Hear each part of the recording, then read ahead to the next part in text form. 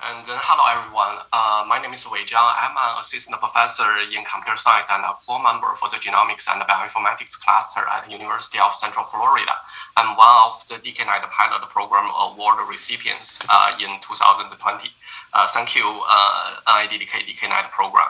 So my research interest includes computational biology and machine learning.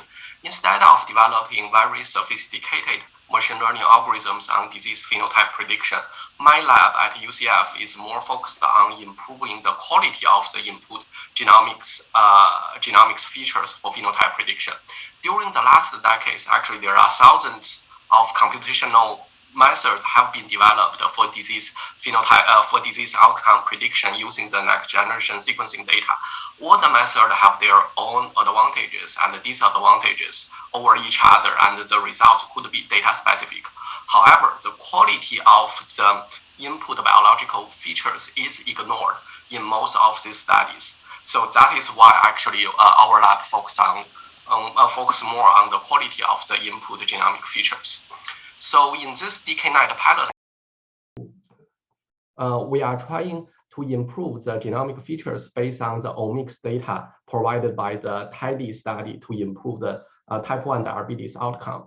So the TIDY study, the environmental determinants of diabetes in the young, this study was initiated in 2003 and is designed to investigate the causes of type 1 diabetes. So the study follows the children at high genetic risk for type 1 diabetes from birth to 15 years old.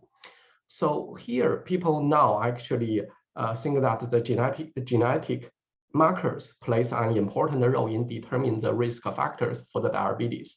However, not all the genetically predisposed children get the disease. The purpose actually for this TIDY study is to investigate and find out the external triggers that cause some children to get diabetes, whereas some high-risk children remain free of them. So this study got a blood sample from children every 3 months for 4 years. And after 4 years, the children will be seen every 6 months until the children is 15 years old. There are a variety of different data types are collected, like from more than 8,000 participants as a part of this TIDY study. And then this different data types, including the clinical metadata and the laboratory test results data and the different omics data. For the omics data, actually, the gene expression, proteomics, microbiome, metagenomics, and the exon-seq data are generated. For the clinical variables, this kind of the hemoglobin and then the islet autoantibodies are also collected in most visits. However, for this gene expression data, I mean, so the gene expression information was only collected in some time points, which means when the children visit the the information of the gene expression was not collected in every visit. In some of the visits, they collect the gene expression data. In some of them, they didn't collect the gene expression data. Okay, so in today's study, actually for this TIDY omics data, we focus on 2 main parts. So the first one, as I mentioned, that for some of the visits, actually the gene expression data are not available. And then the thing that if we want to do the prediction, but the thing that the clinical information for this visit, for these time steps actually are available. And then for this kind of the time steps, and then we are trying to estimate the gene expression, okay, to improve the number of the training data, and then to help us for the phenotype prediction. And then the second object here is that we also want to based on the RNA-seq data, whether we can identify some post-transcriptional regulation events that related to the type 1 diabetes. Okay, because if we have the RNA-seq data available, and then most of the studies, I mean, focusing on the differential gene expression or differential transcript expression analysis to identify the biomarkers for the targeted disease. And then in this study, and then we want to, we try to identify the alternative polyadenylation events, like for the type 1 diabetes, like the patients in TIDY study. Okay, for the first one, like, okay, we will estimate the gene expression for the missing time point, and then to do the phenotype prediction. Okay, so here during the last 5 years, actually there are several studies have already using the deep learning models to infer, actually to impute the gene expression levels. So the first one actually using the deep learning model to estimate the gene expression was published in the 2016. Okay, for the NIH LINKS program. So for this study, they have like millions of the samples, and however, for the gene expression data, they only generate the landmark genes, like which is around 1,000 genes.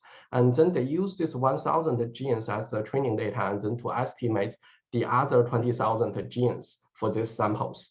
And then also there are some other studies, and then use the generative adversarial network. Here we call it the GAN model, and then to estimate the expression for the single cell data. And then in one of our previous study, we also use this generative adversarial network model, and then to generate the synthetic omic data and to predict the disease outcome. Okay, and then this work is right now under review. Okay, what is the generative adversarial network? Actually, what is the GAN model here? So a GAN actually has two parts. One is the generator here, one is the discriminator here. The generator actually learns to generate synthetic data imitating a real data sets, whereas the discriminator learns to distinguish the synthetic data generated by the generator from the real data. Okay, which means right now usually actually we input some random noise here, and then the generator will generate some synthetic data. And then the thing that compared to the real data, we let the discriminator to tell that whether they can separate it, the real sample and then the generated sample. Okay, if they say that they can successfully separate the two samples, and then which means the generator didn't do a good job, and then they will provide a feedback to the generator. Generator will generate it again based on the previous iteration, and then to generate another synthetic data until they can fool the discriminator here. Okay, so this is just the basic idea about the GAN model. Okay, in this study to estimate the gene expression, and then we will have two steps. So as I mentioned that there are thousands of the participants, and then for each participant they have like a different number of the visits here. And then first we will use the k-means clustering algorithm to cluster the participants into the different groups here. Okay, for example, here we will cluster all the participants into k groups first. Okay, and then here we will then train a GAN model on each cluster to generate the synthetic gene expression data. Okay, suppose right now for this cluster K, we have m participants in this cluster K, and then for all the participants, and then they have n different visits. We call it n different time steps here. And then for some of the visits, actually they don't have the gene expression data available for this visit, but the thing that the clinical information like the IA or hemoglobin information are available for this visit. And then we try to estimate the gene expressions for this participants for this visit. Okay, and then the thing that we will use the GAN model and then to generate the gene expression for this missing time points. And then when we using the GAN model, I mean the real data sets we use is from the other participants within the same cluster at the same time step, and also the first time step for the same participants. Okay, we will use these two information to help us to generate the gene expression data by using the GAN model here. Okay, and then actually my student just implemented this model last month, and then early this week we just got our results. And then here, because we use some training data there, which means I know the ground truth of this time point for this participant, what the real gene expression looks like. And then here I estimate the gene expression for the time points, and then I compare it to the true gene expression. And then for this data, and then the mean correlation coefficients between the synthetic gene expression and the real gene expression is around 0.925. Here we just randomly show 4 examples, and then between the real gene expression and then synthetic gene expression we generated. Okay, the x-axis shows the expression level of the real gene expression, and then the y-axis shows the expression level of the synthetic gene, and then each dot here is 1 gene, and then we just randomly select 4 time points for 4 different participants, and then shows the results here. Okay, which means like the performance for estimate the gene expression is okay compared to the real one. However, right now we don't know the prediction power of this generated synthetic data for the phenotype prediction. Okay. Next, I designed the outcome prediction prediction for the phenotypes. So then we focus on 2 parts. So the outcome for the IA test, and also the outcome for the persistent positive. So the persistent positive is any patient who have 2 consecutive positive for any IA outcome. So the thing that here for the first one, for the IA test, and then for each time point, I can have an outcome for each IA item. And then, however, for the persistent positive, for each sample, I can tell that whether this participant is persistent positive or not persistent positive. Okay, and then by using this imputed gene expression, and then we can get the larger number of available time points, and then this one should be benefit for the training of the classifiers for doing the phenotype prediction. Okay, and then as I mentioned that we focus on the prediction of 2 outcomes here. Okay, here to predict the IA outcome, okay, we consider each individual steps are independent, and then we consider all the time points like as independent, as I mentioned, for the 4 cases for the IA outcome predictions. These 4 cases are the 4 different IA tests here. Okay, and then we set up the experiments in 2 different cases. The first one, okay, because for each participant, they will have different visits. And then right now for the case 1, we only predict the IA outcomes for their last visits with the true gene expression available. Okay, and then this is our case 1. Okay, in the case 1, the first column we shows the AUC, the prediction results. I mean the AUC results by using only the real gene expression to do the prediction. And then the second column is that, okay, we use both the real gene expression and then the imputed gene expression to do the prediction. Okay, the test site is always the same for case 1. Okay, they are always the last time points for each participants with the true gene expression data available. Okay, and then we can see that, okay, the number in the parentheses actually shows the number of the training time points here.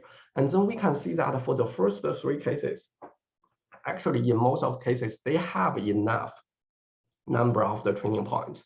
And then by adding the synthetic gene expression data, the results does not improve a lot. Okay, however, for the GNT8A here, okay, and then the thing that the number of the training data is small, and then when they're using the real gene expression data, and then by adding more synthetic data, and then we can see that we can see a significant improvement for the outcome prediction here. Okay, and then we also designed the case 2. The case 2 is that, okay, right now I'm not only predict the last time points. Okay, I predict any time points here. I just randomly split all the time points with the available IA information into training and then the test sets. And then the first case is that I only use the true gene expression for training and then the true gene expression for the test. And then the case 2 is that I using the real gene expression and then the synthetic data for training and then predict the cases with real gene expression or the synthetic data. Okay, and then you can see that, I mean, because the test sites here are different, and then because for some, the first number here showing the size of the training site, and then the second number in the parentheses showing the site of the test site. Okay, for this one, actually a lot of sites are the test site with the synthetic data. So if the test site with only the synthetic data available, actually it's relatively hard to predict their outcome. Okay, and then for this case, compare only using the real gene expression to predict the real gene expression outcome. And then we can see that the results actually decrease a little bit. And then by the thing that this one, I mean, we also using the synthetic data and then to predict the synthetic data, the results is around the 0.6 to 0.65 in all the 4 cases here. The thing that, which means if the synthetic data, I mean, have some prediction power could help us to improve the prediction performance if the real data is not available here. Okay, so this one is the setup app we used for the IA outcome prediction. Okay, and then for the second experiments, and then we predict the persistent positive samples. And then, as I mentioned, that we generate the persistent positive labels for all the samples based on the 2 consecutive positive in any IA outcome. So here, when I say any IA outcome, means the 4 types of the IAs. And only the matched time steps between gene expression and the IA outcomes are considered for persistent positive labels. So right now we have 71 out of 400 samples are found to be the persistent positive, and then which means the other 330 are not persistent positive. There are 2 classes here. Okay. So for the first one, I mean, there are also 2 cases. The first case is that we do not consider the time dependence and only using the traditional classification model, and then we use the random forest here to predict the persistent positive, and then the AUC is 0.638. And then the case 2 is that we're using the LSTM, and then it's a RNN structure for a time series analysis and using all the available gene expression time step for each sample for the persistent positive prediction. And then we can see that the prediction results is improved. Okay, and then here actually this result we haven't got time to using the synthetic data and then to do the prediction. And then in our later work we will adding the imputed gene expression and then to see that whether by adding more time points, whether it will improve the results right now proposed in case 2. Okay, the difference between the case 1 and the case 2 here is that one thing is that the first one, we don't consider the time dependence. And then the second one, we consider the time dependent for each participant. So here, I just want to show a little bit about the LSTM structure here. Here for each X, actually for each time point, the input the gene expression data here. And then for the last time points, the HT, what we learned from the LSTM, and then we will do the phenotype prediction. Okay, and then for each time point, there's a LSTM cell here. And then the figure A here shows the details of the LSTM cell. Okay, so this is what we have done so far for the by using the gene expression data for the IA outcome prediction, or actually for the persistent positive prediction. Okay, so for the second part, we also want to identify the alternative splicing events and as a biomarker for the type 1 diabetes.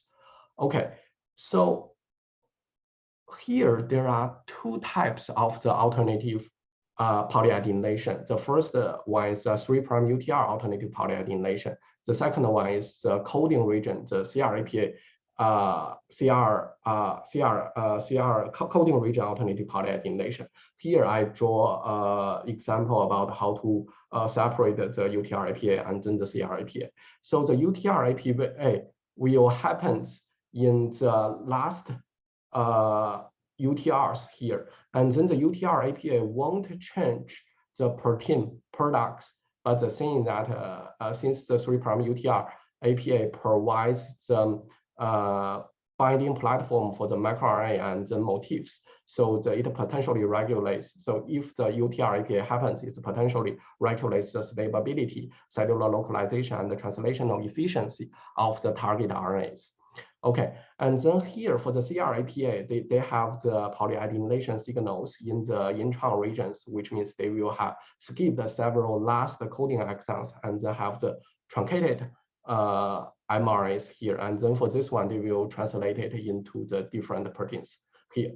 Okay. And so our recent study shows that the mTOR, the mammalian target of the rapamycin, actually the signaling pathway leading to the transcriptome-wide mRNA truncation. So it is also known that the mTOR, is the master regulator of cells growth and the metabolic state of response to the nutrients and the growth factors. So the recent study found that it is also dysregulation actually leads to several metabolic pathological conditions, like including the obesity and then the diabetes. And then we used to perform like the transcriptome-wide computational analysis of the APA to investigate their relation to the mTOR activation. And then we also discover, and also the recent discoveries using the transcriptome-wide techniques have achieved that the human or mouse genes contains more than one polyadenylation site here.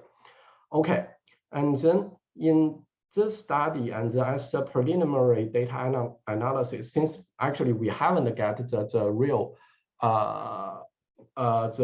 real gene expression, the RNA-seq data from the TIDE study, and then they are preparing for it. So when we do the data analysis, we just using the current data we have. Okay, and then here we are using the RNA-seq experiments using the TSC1 knockout and the wild type MEF data, and the MEF is mouse embryonic fibroblast cells here. Okay, and then here TSC1 is the inhibitor of the mTOR. When the TSC1 is knocked out, actually the mTOR will be activated. And then here the red one shows the rate coverage for the gene in the mTOR activator one, and then the blue rate coverage shows the wild type. We can see that in a lot of cases, if the mTOR is activated, and then the shortening events will happen in the 3' UTR region. Okay, the 3' UTR region is highlighted in yellow. And then we also, our collaborator also help us to using the RT-qPCR to validate the RNA-seq data we analyzed, and then shows that our RNA-seq data analysis is correct. Okay, and then here, why we want to actually identify the APA in the different biological conditions. For example, in the participant with diabetes and without diabetes, is because actually in most of the RNA-seq data analysis, as I mentioned, they focus on the gene expression, differential gene expression analysis. However, the APA is different than the differential gene expression. And then, for example, here we show the relation between the APA and then the differential expression. The x-axis shows the negative log 10 p-value for the APA, and then the right 3 panel shows the genes with the APA in the mTOR activated one, and then the left 3 panels shows the APA events in the wild type. we can see that a lot of genes actually are showing the APA events, 3' UTR APA events in the mTOR activated one. And then for the y-axis, you can see that the top 3 panels shows the upregulated the genes in the mTOR activated one, and then the bottom 3 panels shows the downregulated genes in the mTOR activated one. So here, and then, sorry, I forgot to mention that here each dot is a gene here. And then we can see that for most of the genes here shows the APA events, actually they are not differentially expressed. Okay, which means here the APA events could potentially provide additional discriminative signals for phenotype prediction, in addition to the differential gene expression or differential transcript expression.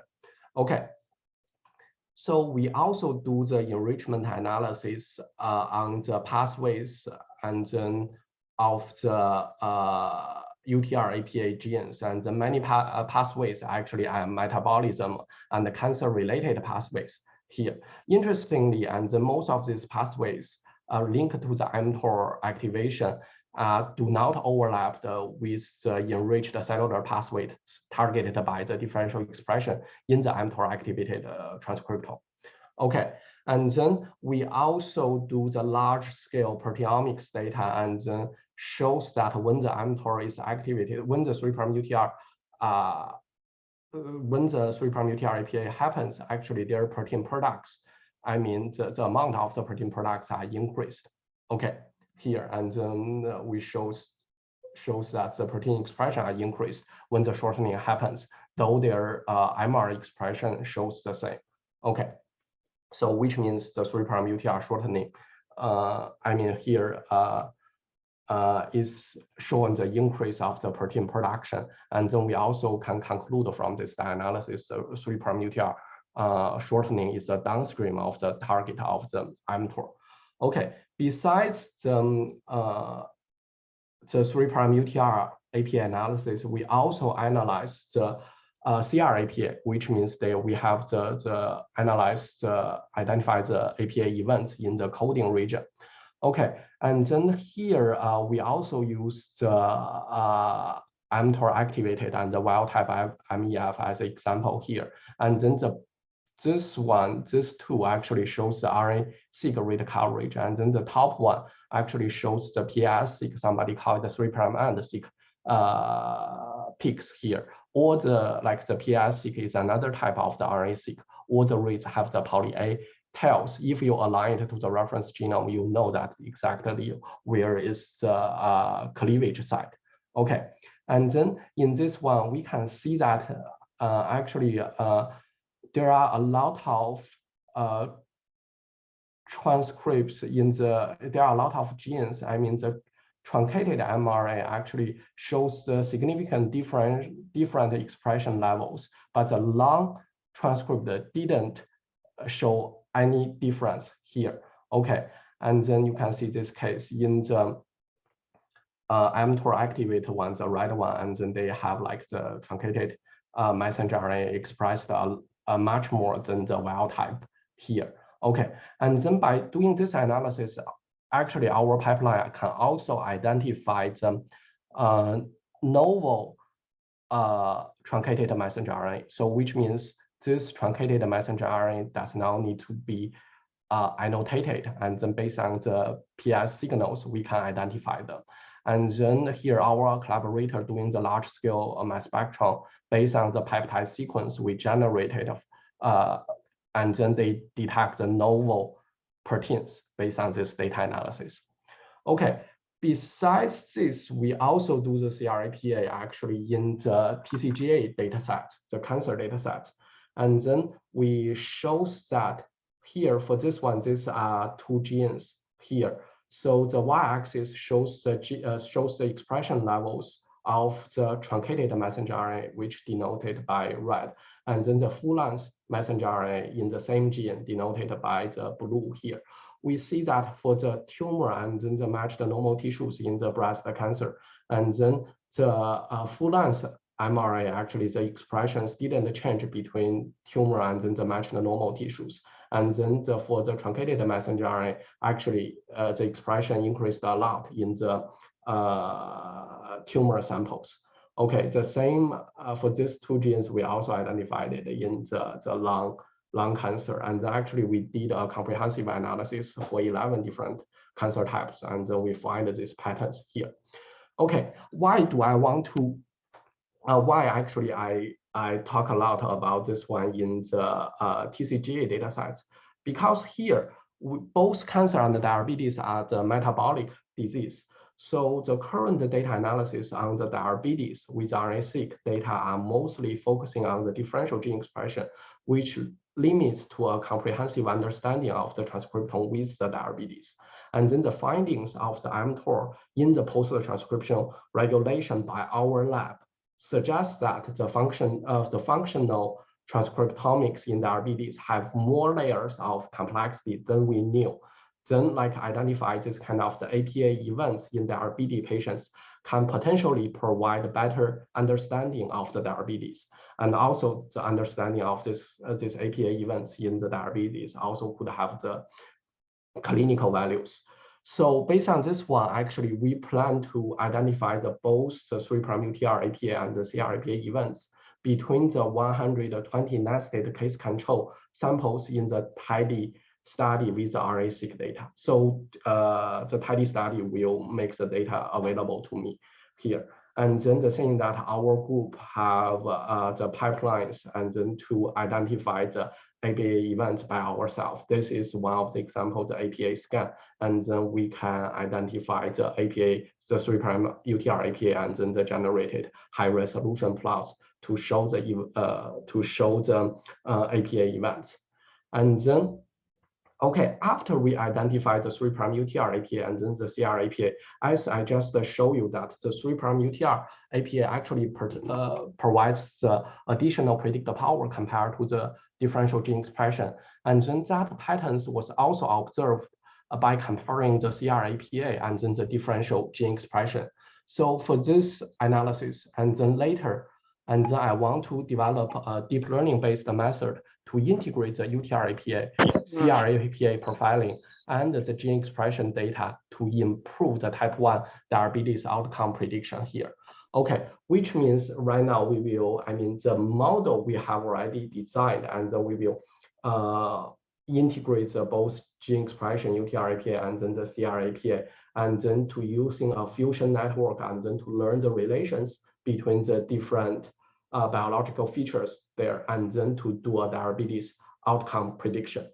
Okay, so here, that is all for today's my presentation.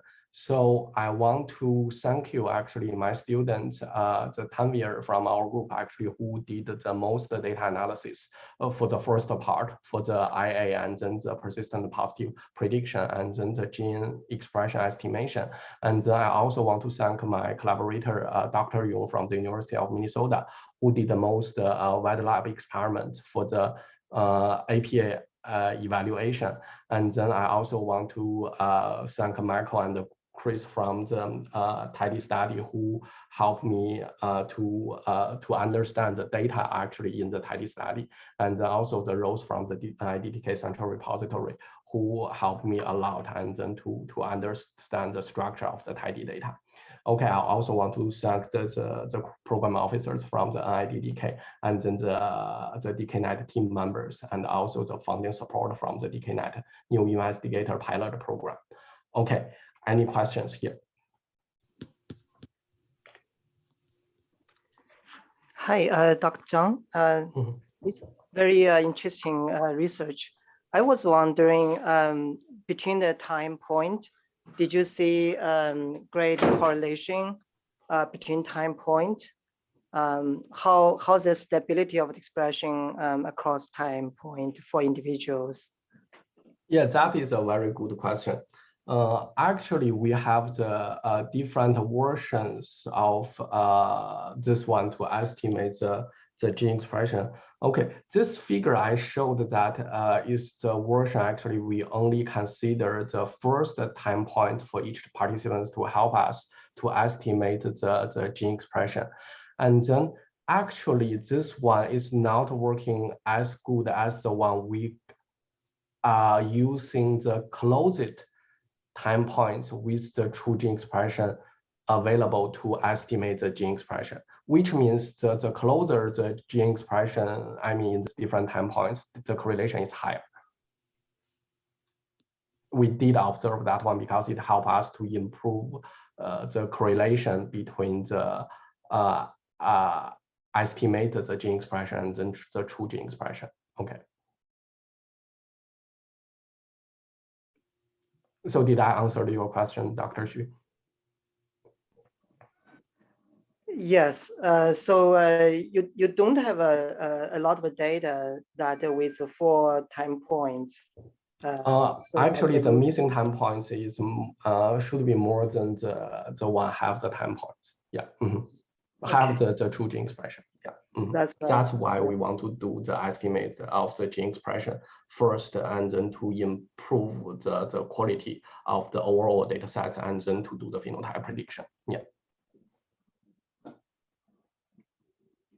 Thank you. Yeah, thank you. Okay, Wei, there is a question in the chat from Juan Morales. Thank you, Dr. Zhang, for your presentation. I'm wondering if you have externally validated the models that you have proposed. Thank you. So externally validated the model, you mean the external validated is the other data sets to validate the model? Yes, actually, if the question is like that, and actually we have that one. And then here we have a similar model, and then the GAN model, I mean, to integrate them to estimate the gene expression or microRNA expression by considering their microRNA mRNA interaction networks. That one can help us to improve the breast cancer clinical outcome, like the ER outcome or the triple negative outcomes there.